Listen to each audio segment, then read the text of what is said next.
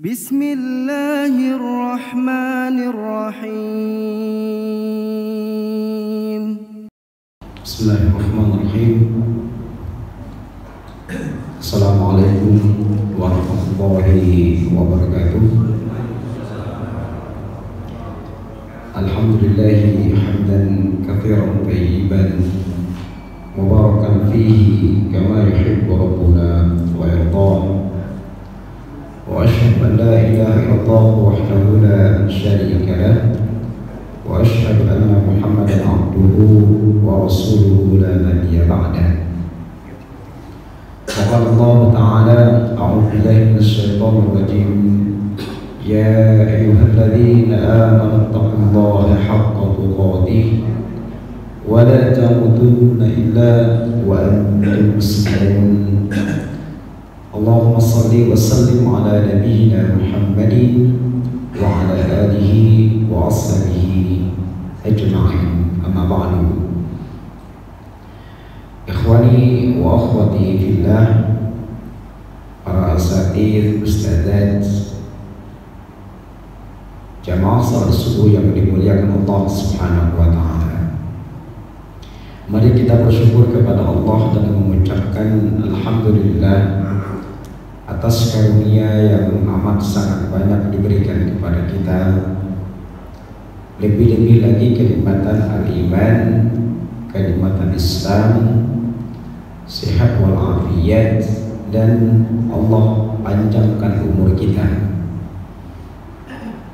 Waktu terus berlalu, banyak hari yang sudah kita lewati, banyak tahun yang sudah kita lalui, dan kita akan memasuki tahun baru 2024 yang seringnya kalau sudah di akhir tahun, di antara yang dilakukan orang itu biasanya evaluasi, muhasabah, introspeksi diri. Kalau sudah tanggal 30, memungkinkan ada dua. Kalau nggak tanggal 31, tanggal 1. Menunjukkan hari baru, hari esok. Kalau ada pertanyaan sederhana, besok semoga Allah hidupkan kita. Kalau ada pertanyaan sederhana, kira-kira selama kita hidup ini dan sekarang sudah siap belum nggak kira-kira untuk mati? Kira-kira gitu pertanyaannya. Gimana jawabannya? Oke lah, yang nanya misalnya cucu, Mbah, kira-kira Mbah udah siap mati belum? Gimana jawabannya? Belum ya? Ada pertanyaan apakah sudah siap mati ataukah tidak ada pertanyaan seperti ini, tapi kita tetap harus mempersiapkan diri menuju peristiwa yang pasti, yaitu kematian. Beberapa waktu yang lalu saya sampaikan di antara athar para sahabat ketika melihat temannya sudah tumbuh uban, maka pertanyaannya adalah sudah siap mati belum? Nah, nanti pertanyaan ini saya kira terus dikembangkan, terus disampaikan. Ketemu istri, lihat ada ubannya, udah siap mati belum? Sama juga kalau istri ketemu kita, lihat uban kita, istri boleh dong nanya, Bapak sudah siap mati belum? Jamaah Allah muliakan, salawat dan salam kita aturkan kepada Nabi kita yang mulia Muhammad Rasulullah SAW, kepada keluarga, para sahabat, tabi'in, tabi'in. Mudah-mudahan kita semua mendapatkan syafaat dari Rasulullah SAW. Tema kita pagi ini muhasabah diri, introspeksi diri. dalam rangka menghadapi hari besok dengan optimis. Tema ini atau judul ini muatannya adalah nasihat ulama, di antaranya Al-Imam Ibnu Qayyim Al-Jauziyah, dan bagaimana ulama secara umum ketika berhadapan dengan hari besok, dan bagaimana sikap mereka ketika melewati hari-hari yang sudah lewat. Nah, terkait tema ini ada sebuah ayat yang sering kita dengar. A'udzubillahi minasyaitonir rajim. Ya ayyuhalladzina amanu ittaqullah. Wahai orang-orang yang beriman, bertakwalah kalian kepada Allah. Wal tanzur nafsum ma qaddamat li ghadin, dan hendaklah setiap kita memperhatikan apa-apa yang sudah kita lakukan untuk persiapan menuju hari esok, hari kematian, hari kiamat. Wattaqullah, dan bertakwalah kalian kepada Allah. Innallaha khabirun bima ta'malun. Sesungguhnya Allah Maha mengetahui apa yang kalian kerjakan. Ini ayat yang sering kita dengar, ayat muhasabah, ayat introspeksi diri, ayat untuk mengevaluasi. Dan tema inilah yang sebenarnya ayat ini nanti kita akan tafsirkan sebagaimana penafsiran para ulama terdahulu.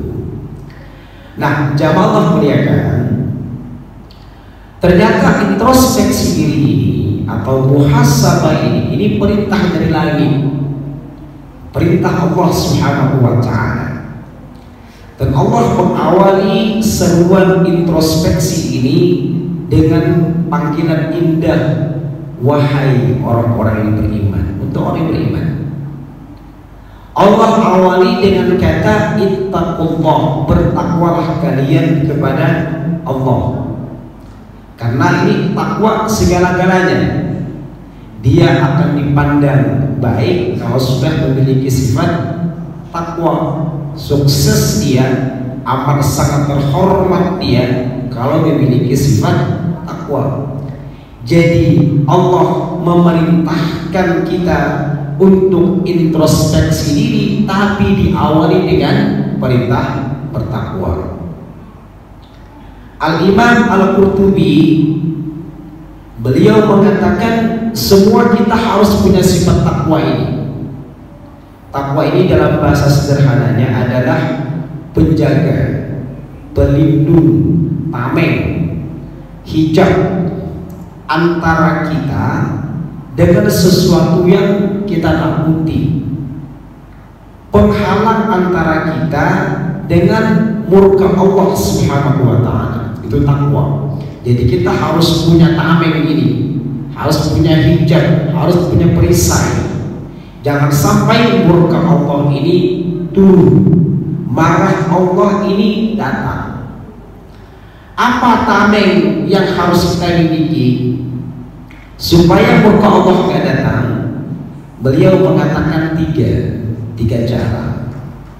Pertama adalah wadhalika bi fi'lil ma'murati wa tarkil munhiyat. Semua kita ini mengamalkan apa-apa yang Allah suruh dan meninggalkan semua apa-apa yang Allah larang. Ini namanya tameng, hijab, penghalang supaya kita nggak kena azab, nggak kena murka Allah. Maka punya tameng yang pertamanya. Yang kedua, wa tasdiqil akhbari. Kita punya keimanan yang tidak ada keraguan di dalamnya terhadap wahyu. Ada Al-Quran, ada hadis. Nggak boleh kita ragu sedikit pun kepada Al-Quran dan hadis itu. Yang ketiga adalah wa ibadatillahi waqfan lisyar'i la bil bid'ah wal muhaddatsah. Ibadah yang kita lakukan dari bangun tidur hingga tidur kembali harus sesuai dengan yang ditentukan syariat. Hidup kita diatur oleh syariat, oleh aturan Allah, oleh aturan Nabi-Nya Sallallahu Alaihi Wasallam. Lebih-lebih lagi dalam ibadah mahdoh tidak boleh ada inovasi, tidak boleh ada kreatif, harus sesuai dengan yang Rasulullah sampaikan. Ini namanya tameng, hijab. Kalau kita punya hijab ini, tameng ini, maka murka Allah tidak akan turun kepada kita. Makanya perintah Allah itu, wahai orang-orang yang beriman, bertakwalah kalian. Artinya apa? Bikin hijab, bikin tameng antara kita dengan murka Allah. Wal tanzur nafsum ma qaddamat li ghad. Dan hendaklah kalian memperhatikan apa-apa yang telah kalian lakukan. Kata Al-Imam Ibnu Katsir dalam tafsirnya Al-Qur'anul Azim, beliau menjelaskan makna ayat tadi, hasibu anfusakum qabla an tuhasabu. Hendaklah kalian mengoreksi, memeriksa, menintrospeksi diri kalian sendiri, menghisab diri kalian sendiri sebelum kalian ini dihisab. Wanzuru madza adkhartum li anfusikum minal a'malis salihah. Kata beliau lagi, coba kalian lihat, kalian renungkan, kira-kira punya simpanan amal ya? Amal kebaikan yang kita lakukan ini udah banyak apa belum? Untuk apa? Untuk menghadapi hari kebangkitan dari alam kubur. Jadi kita disuruh oleh Allah Jalla wa'ala untuk melihat ke belakang. Amal kita sudah banyak, sudah bertumpuk-tumpuk, sehingga kita udah agak nyaman lah gitu kan menghadapi kematian. Atau mungkin kita tak punya tabungan aman yang selama ini barangkali dominan maksiat ketimbang ketaatan. Atau mungkin sebaliknya, dominan ketaatan dan maksiatnya sedikit. Nah, ini maksud wal tanzur nafsum ma qaddamat lihat.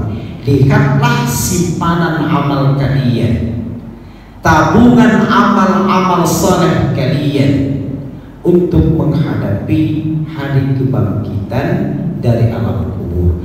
Karena kebangkitan alam kubur ini amat sangat ditentukan oleh kebiasaan keseharian seseorang.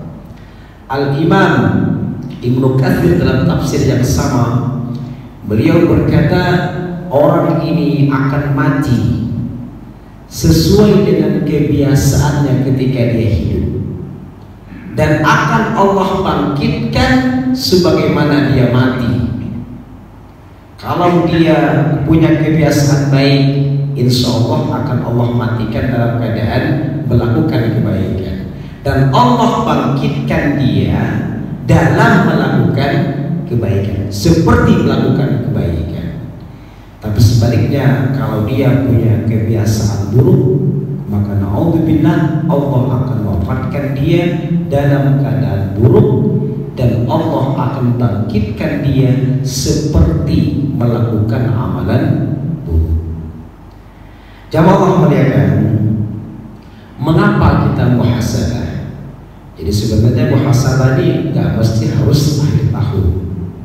Setiap hari boleh. Al-Imam Ibnu Taimiyah itu mengatakan dalam sehari harus kalian luangkan waktu sekilas sebentar saja untuk merenung tentang amalan-amalan kalian.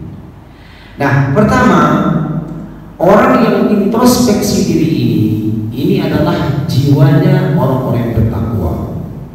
Kata Maimun bin Mihran, la yakunul abdu taqiyan hatta yakuna li nafsihi asyaddu muhasabatan.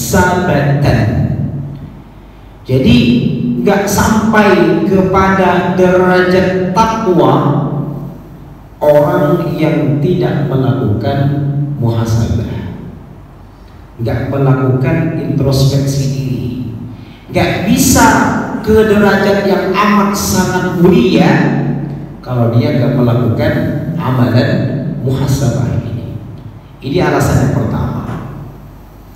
Alasan yang kedua, kalau kita muhasabah, introspeksi diri ini pasti berujung dengan taubat, dengan kembali kepada kebenaran, kepada jalan Allah Subhanahu wa Ta'ala. Dan saat kita kembali kepada jalan Allah ini, berarti kita melewati hari yang paling amat sangat istimewa. Kata para ulama, berdasarkan hadis Nabi SAW, setiap orang yang muhasabah, dia lihat kelemahannya, kekurangannya, dia akan menyesal. Dan menyesal itu adalah bagian daripada taubat. Kata Imam Ibnu Qayyim dalam Zadul Ma'ad, khairul ayyamil abdi, sebaik-baik istimewa hari bagi seorang hamba ketika yauma taubatihi ilallah, saat dia bertaubat. Jadi melihat kelemahan, melihat kekurangan, melihat macam-macam aibnya, kemudian dia mencoba untuk kembali kepada Allah. Saat itulah dia sebenarnya melewati hari yang paling istimewa. Nah, ini alasan yang kedua. Alasan yang ketiga, bahwasanya kalau kita rajin introspeksi diri ini, nanti akan berbuah di akhirat. Apa buahnya? Buahnya sebagaimana hadis Nabi SAW, wa innama yukhifful hisabu yawmal qiyamah ala man hasaba nafsahu fid dunya.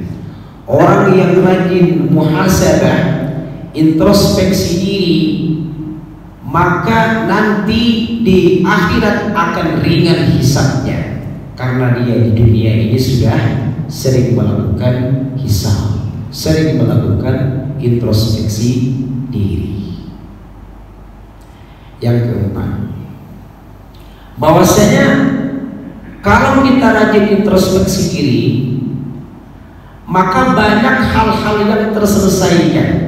Di antaranya hubungan kita dengan orang, dengan manusia itu semakin baik. Coba kita ambil contoh kecil. Kenapa kita dalam rumah tangga, suami dan istri, kadang-kadang sering ngotot, sering menang-menangan, ada clash, kayak nggak nyaman begitu, ada gelombang, kadang besar, kadang lebih besar lagi, karena sifat muhasabah jarang dilakukan. Maunya nyalahin orang terus. Kalau istri di rumah salahin istri terus, atau mungkin istri nyalahin suami terus. Jarang yang menyalahkan masing-masing, jarang yang mengoreksi masing-masing. Di kantor juga sama barangkali, nyalahin anak buah semua, atau anak buah nyalahin kebijakan atasan. Kenapa itu terjadi? Karena masing-masing malas untuk introspeksi diri. Jadi kita ini akan akur hidup, akan sejahtera, akan nyaman keadaan kalau masing-masing rajin introspeksi diri. Oh, si fulan ini punya kelebihan, saya punya kelemahan. Saya punya kelebihan, oh si fulan itu kayaknya juga harus dibimbing supaya punya kelebihan. rajin introspeksi akan memperbaiki hubungan sesama kita.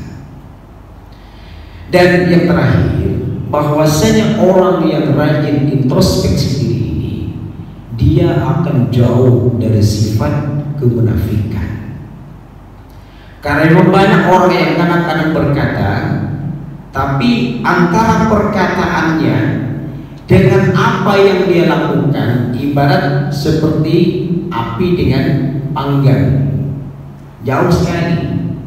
Makanya ulama zaman dulu seperti ungkapan Abu Hayyan bin Ibrahim At-Taimi, beliau mengatakan, aku membandingkan antara ucapanku qauli ala amali dengan perbuatanku. Itu aku lakukan illa khasyitu an akuna mukadziban. Aku khawatir nanti ucapanku menyelisihi perbuatanku. Ingat, kalau sudah ucapan berbeda dengan perkataan, itulah jiwa orang yang terbuka dua, tidak konsisten antara kata dengan kenyataan. Nah, jamaah Allah muliakan, bagaimana cara introspeksi diri? Dalam kitab Fatawa dijelaskan ada dua tariqatu muhasabatin nafsi, dua cara untuk koreksi diri. Yang pertama apa? Bin nadri ila ma istadbarahul insan minha. Dia memandang hal-hal yang sudah lewat, memperhatikan, mengingat kembali masa-masa silam, sejam yang lalu, sehari yang lalu, sepekan yang lalu, atau mungkin setahun yang lalu. Nah, ini cara muhasabah, dan ini sebenarnya bisa kita lakukan kalau kita merenung sejenak saja. Ingat kira-kira kebaikan saya apa kemarin dan seterusnya, kemudian kira-kira keburukan saya apa kemarin dan seterusnya. Itu bisa kita lakukan, cuma kadang-kadang kita jarang meluangkan waktu untuk itu. Sering kita berpikir nanti. Jadi kalau orang yang sering melihat ke belakang, makanya kata Allah, itulah yang melahirkan sifat taubat tadi. Allah sampaikan, wa tubu ilallahi jami'a, bertaubatlah kalian kepada Allah semuanya, ayyuhal mu'minun, wahai orang-orang yang beriman.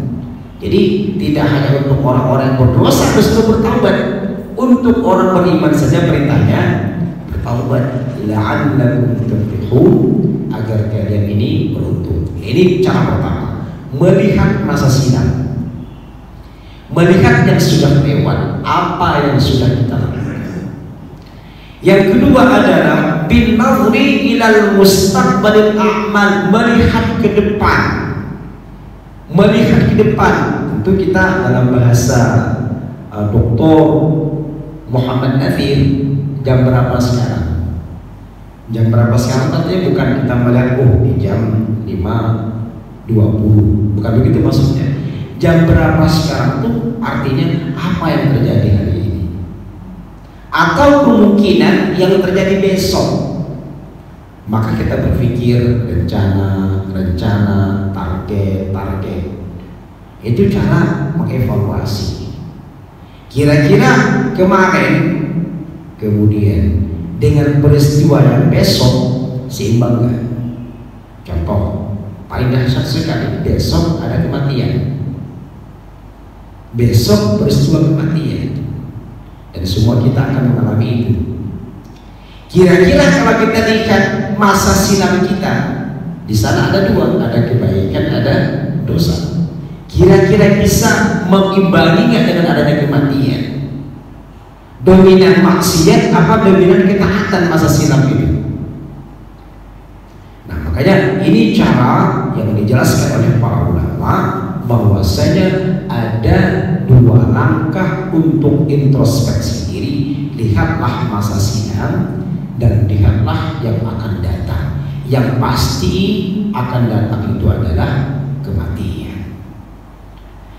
Nah, jemaah Allah muliakan, terkait masalah introspeksi diri ini, muhasabah diri ini, ada hadis Nabi Sallallahu Alaihi Wasallam dari sahabat Nabi Shaddad bin Aus radhiyallahu anhu. Dia berkata, qala Rasulullah sallallahu alaihi wasallam.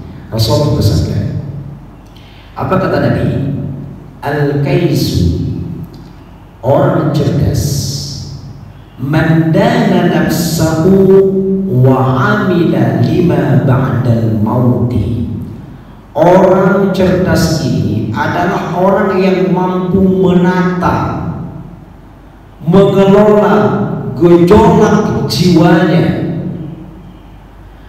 dan dia beramal maksimal untuk menghadapi peristiwa kematian supaya dia menyebutkan. Ada bahasa al-kais. Al-kais ini cerdas dalam perspektif Nabi Sallallahu Alaihi Wasallam. Kita sah-sah saja mengatakan cerdas itu orang yang punya IQ-nya sekian dan sekian, jadi masalah. Matematikanya bagus, IPA, IPS-nya bagus, jadi masalah kita mengatakan dia cerdas. Tapi kalau kita lihat cerdas dalam perspektif hadis ini, cerdas itu orang yang banyak mikir. Sehingga apa? Dia mampu mengelola gejolak jiwanya, dan kalau itu baik dia lanjutkan, kalau maksiat dia tahan, dan dia terus berkreatif, berkarya supaya dia banyak bawa bekal kalau sudah saatnya pulang. Itu orang cerdas. Sebaliknya wal ajis, orang yang tidak cerdas, man ittaba'a nafsahu hawaha, dia mengiyakan semua bisikan-bisikan hatinya, dilaksanakan semua keinginan dan seleranya, wa tamanna 'ala Allah, dan dia sebenarnya ini berangan-angan, berandai-andai. Berandai-andai ini kalau kita lihat hadis atau tafsiran hadis, maksudnya adalah orang yang banyak fokus kepada dunia sehingga dia dilalaikan dari akhirat. Itu namanya orang yang berangan-angan panjang. Itu orang yang lemah, orang yang tidak cerdas. Nah, kita lihat hadis ini, bagaimana pendapat para ulama di dalam menjelaskan cerdas ini, di dalam mengevaluasi supaya dia sampai kepada derajat cerdas dalam perspektif Nabi Sallallahu Alaihi Wasallam. Nah, Al-Imam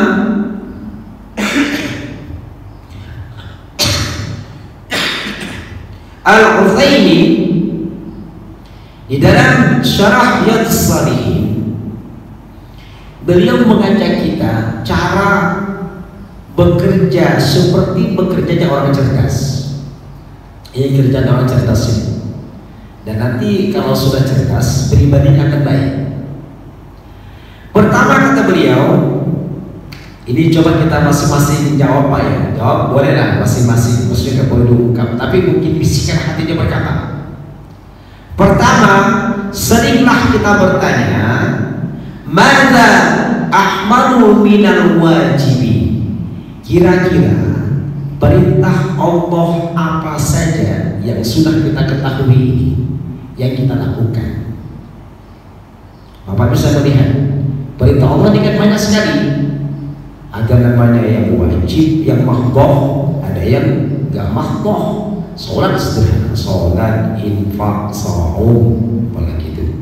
Konsekuensi, konsisten pada kalimat la ilaha illallah Muhammadur Rasulullah, itu perintah. Jadi coba kita pikirkan, perintah Allah apa saja yang sudah kita lakukan. Oke, kita lanjutkan dalam urusan kecil. Kita punya kewajiban kepada keluarga, kepada anak, kepada istri. Perintah Allah yang berkaitan dengan anak, istri, apa saja yang sudah kita lakukan. Mungkin sebagai suami ya, sebagai istri barangkali pertanyaannya, perintah Allah kepada saya terhadap suami dan anak kira-kira apa? Nah ini saya kira dikembangkan. Ini gerakan berpikirnya orang-orang cerdas. Banyak bertanya, kira-kira perintah Allah apa lagi yang belum saya lakukan? Perintah Allah apa lagi yang belum saya laksanakan? Nah ini pertama. Yang kedua, wa madza fa'ala minal muharram. Orang cerdas atau cara mengintrospeksi diri, anggaplah kita 1 tahun aja, saya 1 tahun ukurannya ini 1 tahun. Dari mungkin Januari, supaya gampang hitungnya, Februari ada 12 bulan gitu. Kira-kira selama 12 bulan dosa-dosa apa saja yang pernah kita lakukan? Gimana jawabannya itu? Nah, kita masing-masing tahu. Bulan Januari sampai sekarang, dosa kepada Allah, dosa kepada manusia, dosa kita kepada atasan. Kita yang bawah nih, kalau atasan dosanya kepada bawahan. Kita kepada istri, dosa kita kepada istri. Kalau kita sebagai anak masih punya orang tua, dosa apa yang kita lakukan kepada orang tua? Kita punya tetangga, kiri kanan depan belakang, dosa apa saja yang kita lakukan kepada tetangga. Nah, ini cara berpikir yang cerdas. Dan ini bahasa penting sekali. Bila perlu lakukan menjelang tidur, penuh kebaikan yang saya lakukan apa ya hari ini. Terus dosa yang saya lakukan apa ya hari ini. Makanya tadi akhir daripada muhasabah ini adalah taubat. Dia bertaubat. Baik, silakan nanti dilanjutkan dosa apa saja yang pernah dilakukan. Ada dosa besar, ada dosa kecil, atau dosa yang kita pandang remeh. Al-Imam Adz-Dzahabi menulis kitab namanya Al-Kabair, dosa-dosa besar. Dosa besar itu saja kata beliau ada 70 dosa besar. Dosa ringan berarti lebih lagi. Ya, kita yang tahu. Ingat kata Nabi yang mulia sallallahu alaihi wasallam, yang namanya kebaikan itu pasti mendatangkan ketenangan. Sementara dosa itu pasti melahirkan ketidaktenangan. Nah, sejam, 2 jam setelah kita melakukan itu kan ada tenang, ada khawatir barangkali. Kalau kita baik, tenang, berarti kita melakukan kebaikan.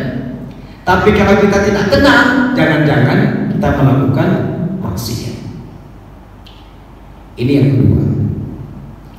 Yang ketiga adalah wa madza fa'ala minal wajib.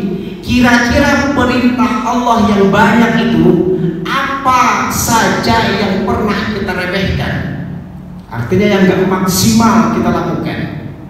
Saya contoh ya, untuk kasus nomor 3 ini, urusan sholat saja. Urusan sholat ini kan mungkin kita awali katakanlah dari azan, ya azan sampai mungkin keluar dari masjid. Coba azan, kemudian setelah adzan sampai iqamat kemudian sholat. Nah, dalam urusan amalan saat adzan, saat antara adzan dan iqamat, kira-kira apa yang sering kita remehkan? Serius kan? Sering nggak kita serius kalau dengan adzan? Gimana jawabannya? Sering nggak kita serius dengan adzan? Karena biasa adzan kan lewat saja. Sholat. Apa yang pernah kita remehkan dalam urusan sholat? Mungkin diantaranya dalam urusan waktunya. Enggak apalah, masa waktu kok. Itu namanya perintah Allah yang kita remehkan. Atau barangkali kan sudah sholat, sekedar sholat, padahal dia khusyuknya barangkali kurang, takutnya barangkali nggak ada. Dia cuma mengatakan kan masuk tadi. Ini baru kasus sholat. Banyak sekali perintah-perintah Allah. Kira-kira apa saja yang pernah kita remehkan? Urusan kepada keluarga pernah kita remehkan, ke pendidikan anak kita, pendidikan untuk istri kita, mendampingi suami kita, pernah kita remehkan atau mungkin kita maksimal. Nah, ini cara berpikirnya, cara kerjanya orang cerdas dalam bermuhasabah. Yang keempat adalah wa madza taraka minal muharram. Nah, dosa-dosa yang kita ketahui dan pernah kita lakukan, kira-kira dosa apa saja yang sudah kita tinggalkan?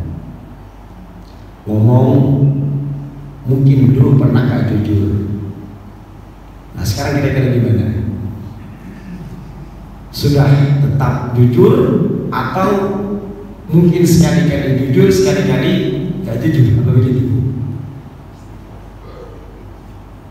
Apalagi misalnya kita keras, kasar sama keluarga, ini kan dosa ya? Kira-kira dosa itu sudah kita tinggalkan atau belum? Apa masih terus berlanjut? Kita suka ngomongin orang, ini kan sederhana ya, mungkin amalan keseharian. Ngomongin orang tuh dosa besar, ghibah. Nah, kira-kira itu sudah kita tinggalkan apa belum? Sholat tepat pada waktunya, kira-kira konsisten atau gimana? Jadi dosa-dosa apa saja yang sudah kita tinggalkan? Ini 4 pertanyaan saya kira yang sering kita lakukan, yang sering kita pertanyakan. Kalau ini terus kita lakukan, kata beliau, yusbiha hatta yusbiha nafsahu, maka jiwanya ini akan baik, kepribadiannya akan baik, sukses dia di dunia, berlanjut dengan sukses akhirat, manakala 4 pertanyaan ini dilakukannya. Ini namanya muhasabah diri. Muhasabah diri, introspeksi diri. Nah, apakah sampai di sini saja? Nggak cukup. Allah Subhanahu wa ta'ala melanjutkan ayat berikutnya. Ini lebih mendetail lagi. Nanti akan Pak ada pertanyaan, perintah Allah apa saja yang sudah saya lakukan, dosa-dosa apa saja yang pernah saya lakukan, kemudian perintah Allah apa saja yang pernah saya remehkan, kemudian dosa-dosa apa saja yang sudah saya tinggalkan. Berikutnya kata Allah Rabbuna Tabaraka wa Ta'ala, qul innama a'idhukum biwahidah an taqumu lillahi mathna wa furada thumma tatafakkaru. Aku hendak memperingatkan kepada kalian satu hal saja, supaya kalian menghadap Allah dengan ikhlas, berdua-dua atau sendiri. Nah, ada warna kuning sini. Tsumma tatafakkaru, kemudian merenunglah, berfikirlah tentang amalan kita. Ini juga mengajak kita untuk berbuat seperti perbuatan orang cerdas. Apa yang kita renungkan, apa yang kita pikirkan, ada 3. Kata Syekh Al-Utsaimin masih dalam kitab yang sama, Syarah Riyadhus Shalihin. Kata beliau, wa fi hadhihi al-ayah, dalam ayat ini isyaratu ila annahu yanbaghi lil insani, maka ada kewajiban bagi seseorang kalau dia sudah melakukan perbuatan, melakukan ibadah atau pekerjaan apapun itu, karena ada bahasa thumma tatafakkaru, renungkan, pikirkan dengan dalam, dengan menukik, dengan radikal, kira-kira gitu bahasanya. Apa yang dipikirkan? Coba kita lihat. Kata beliau adalah idza qama lillahi bi'amalin ayyatafakkaru, kalau kalian sudah beribadah kepada Allah, melakukan apa saja, ibadah nggak mesti harus hanya sholat saja, nggak mesti. Ibadah itu apa saja yang Allah cintai, Allah redhoi, lahir dan batin, itu ibadah. Pertama, madza fa'ala fi hadzal amal hal qama bihi 'ala wajhil matlubi. Apakah perbuatan kita, apakah sikap kita, ibadah kita ini sudah sesuai dengan SOP atau enggak? SOP ini mungkin bahasa di kantor kan ya, bahasa perusahaan. Apa bahasa itu? Standar operasional prosedur. Kan sering kalau kita negur anak buah kita, SOP-nya nggak benar itu, lagi gitu ya, nggak sesuai dengan SOP. Maksudnya tuh nggak sesuai dengan peraturan, dengan kesepakatan, nggak sesuai. Nah, coba kita pikirkan, apakah kita ini hari ini, mohon maaf, misalnya kita sebagai suami, ketika kita dulu saat sah kata-kata keluar dari saksi, dan kita juga sah menjadi pasangan suami istri, sampai sekarang ini kira-kira yang kita lakukan sudah sesuai dengan aturan atau belum? Pernikahan sampai detik ini, rumah tangga kita sudah sesuai dengan aturan atau belum? Itu baru urusan nikah ya, urusan rumah tangga. Ini terus kita pikirkan, saya sebagai suami, saya sebagai istri, kira-kira sudah sesuai dengan SOP atau belum? Saya ketika melakukan sholat, contoh saja, sudah sesuai dengan aturan atau belum? Ini terus ditanyakan. Baru saja perbuatan sholat, tambah lagi tadi urusan suami, urusan istri. Yang kedua, wahal qasara, perbuatan kita selama ini, sikap kita selama ini, apakah ada yang kurang maksimal? Apakah ada yang sering salah, yang belum optimal dalam pelaksanaannya? Nah, dijawab sendiri. Saya sebagai suami, kira-kira apa yang sering saya masih lemah dalam melakukan kewajiban? Saya sebagai istri juga sama. Kira-kira apa kurangnya saya di dalam membahagiakan keluarga? Kita sebagai atasan juga sama, sebagai anak buah juga sama. Kira-kira apa kurangnya, apa lemahnya saya? Ini pertanyaan. Yang keempat, wahal zada, kira-kira setelah melakukan kebaikan atau melakukan amal, ada nilai plusnya enggak? Ada poin yang membuat kita meningkat atau barangkali menurun? Saya bercontoh, sholat, kembali kita sholat lagi. Kita sudah sholat nih. Pertanyaan sederhana, kira-kira dulu saat kita masih rajin bolong-bolong dalam sholat, kemudian sekarang konsisten, ada perubahannya? Ingat, sholat ini hasilnya adalah innas salata tanha 'anil fahsya'i wal munkar.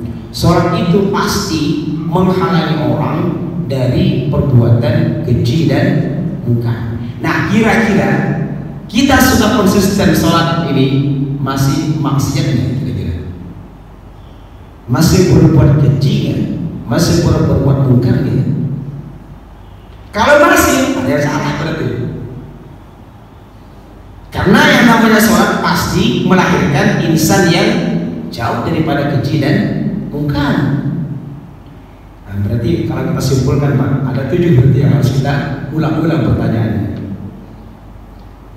Tambah 3 tadi, tambah 3 ini, apakah perbuatan kita sudah sesuai dengan aturan? Apa yang kurang? Kemudian apa yang sudah kita dapatkan dari amal kita itu? Apa poin penting, prestasi yang sudah kita rasakan ketika kita sudah melakukan perbuatan tersebut? Kalau boleh tambah 2 lagi, tambah 1 lagi lah pertanyaannya. Karena bahasanya rumah tatafakar, ini berkaitan dengan kerjaan, berkaitan dengan perbuatan. Kata beliau, apakah wa madza hasala lahu min hadzal amali min taharatil qalbi wa zakatin nafsi wa ghairi dzalika?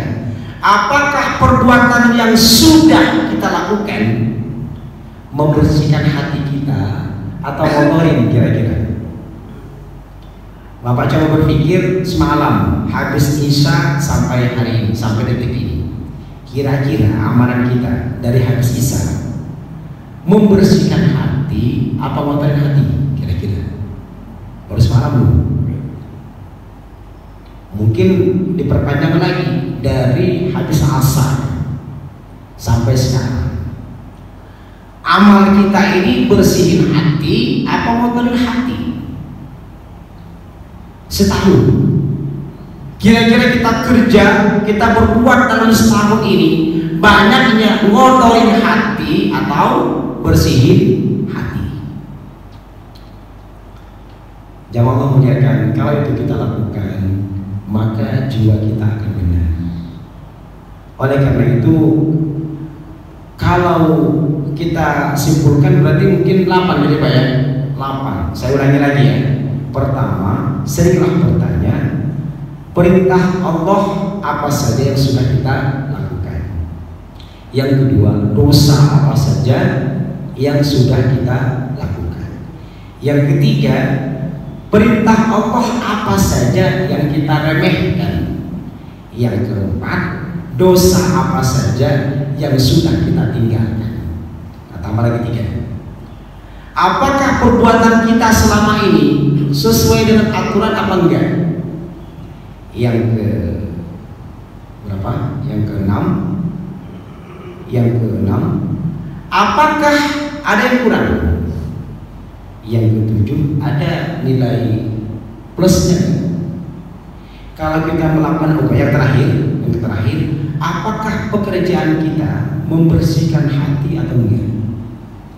Kalau itu kita renungkan, terus kita renungkan, kata para ulama, wa kunta muta'awwan bima wa'adaka bihi Nabi sallallahu alaihi wasallam, berarti kalian telah menerima nasihat yang disampaikan Nabi sallallahu alaihi wasallam. Karena itu, ayo kita sama-sama sering lakukan, sering pertanyakan berulang-ulang 8 pertanyaan tadi. 8 pertanyaan tadi. Nah, yang terakhir sebagai penutup, kalau kita berencana besok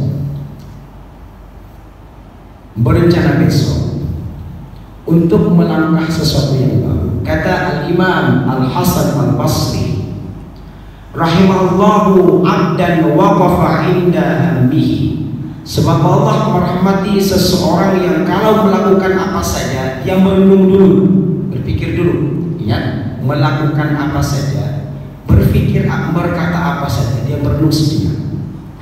Fa in kana lillahi Allahu, kalaulah perbuatannya itu karena Allah, menguntungkan dirinya, menguntungkan keluarganya, menguntungkan agama dan akhiratnya, lanjutkan kerjaan ini.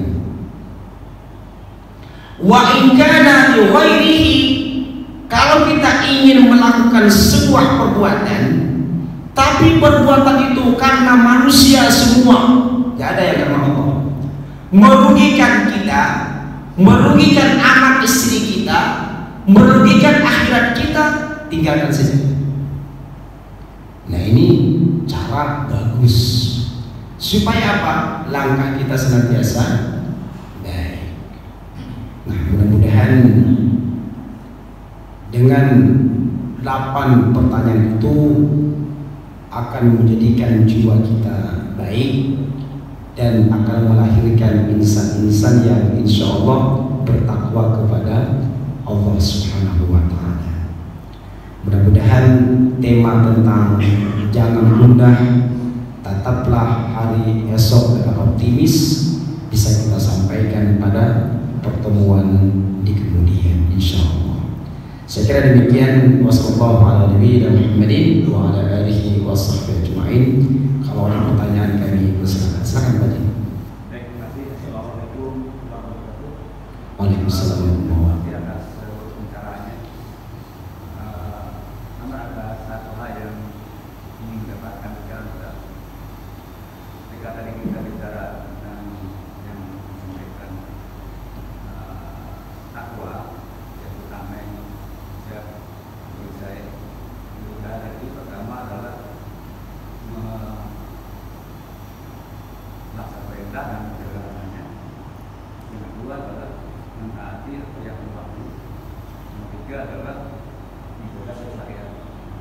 Yang saya tanyakan adalah pada wahyu tadi. Kalau tidak salah tangkap, kita menyampaikan wahyu tujuannya tidak hadis. Ya, wahyu Al-Quran dan hadis ini. Dengan yang tanpa berarti nggak bisa lah sabda Rasulullah. Apakah karena sabda Rasulullah tadi adalah merupakan ayat di mana yang melakukan kita bertemu pada Al-Quran, maka dikatakan wahyu. Ya, jadi kan wahyu, tapi kita menjelaskan berarti ada hadis ini. Ini agak sedikit kompleks atau bingung. Wahyu kok ada hadis, dan hadis adalah sabda Rasul yang memang kita yakin Rasul bersabda itu adalah sesuatu yang sudah dilakukan. Yang dilakukan adalah merupakan turunan atau merupakan apa saja yang berada di dalam Al-Quran. Pertanyaan saya adalah wahyu mengaku dalamnya adalah Al-Quran dan hadis tadi. Hadis tadi yang kami akan bingung. Terima kasih. Maaf yang Masya Allah, barakallahu fiik. Ya, cukup. Ada lagi yang barangkali mau bertanya, kita kumpulkan. Cukup saja Pak ya. Pertanyaannya bagus sekali tentang masalah wahyu. Wahyu itu al-haqqu min rabbik. Itu mutlak benar dan datangnya dari Allah Jalla wa Ala. Ada wahyu itu ada dua. Ada Al-Quran, ada hadis. Kalau Al-Quran itu redaksinya dan maksudnya itu dari Allah Subhanahu wa Ta'ala, maka namanya wahyu Al-Quran. Sementara hadis maksudnya dari Allah Jalla wa Ala, sementara redaksinya itu adalah dari Rasulullah SAW. Dan hadis itu juga adalah wahyu. Hadis itu apa yang Nabi katakan, apa yang Nabi lakukan, apa yang Nabi persetujui dari perbuatan para sahabat, baik lahir maupun batin. Itu namanya hadis. Dan Al-Quran serta hadis itu dua-duanya adalah wahyu. Hanya saja mungkin redaksinya saja yang berbeda. Gitu Pak ya? Mungkin ini karena hadis adalah merupakan seluruh perbuatan yang memang betul-betul merupakan pemahaman daripada Al-Quran, maka ditafsirkan bahwa hadis adalah wahyu. Karena kalau kita nanti memberi penjelasan pada siswa ya, itu kan membingungkan berapa wahyu dari hadis. Itu mungkin tafsir. Karena gini kita ini kan tidak mungkin ya bisa menafsirkan Al-Quran secara benar tanpa kita memiliki ilmunya. Kita pasrah bahwa seluruh yang di hadis itu kita yakini adalah merupakan katakanlah itu perwujudan untuk pengenalan wahyu. Ada surah An-Najm. A'udzu billahi minasyaitonir rajim. Wa ma yantiqu 'anil hawa in huwa illa wahyun yuha. Itu sudah kita sebut. Apa yang Rasulullah katakan itu bukanlah dari nafsunya, kecuali wahyu yang Allah wahyukan kepadanya. Maka setiap perkataan itu adalah wahyu yang Rasulullah sampaikan. Sama halnya juga yang beliau lakukan. Allah a'lam. Kira-kira itu Pak ya? Cukup, saya kira demikian. Wassallallahu ala nabiyina Muhammadin wa ala alihi washabbihi ajma'in. Kita tutup dengan doa kafaratul majlis. Subhanallahumma wa bihamdika asyhadu an la ilaha illa anta astaghfiruka wa atubu ilaik. Assalamualaikum warahmatullahi wabarakatuh.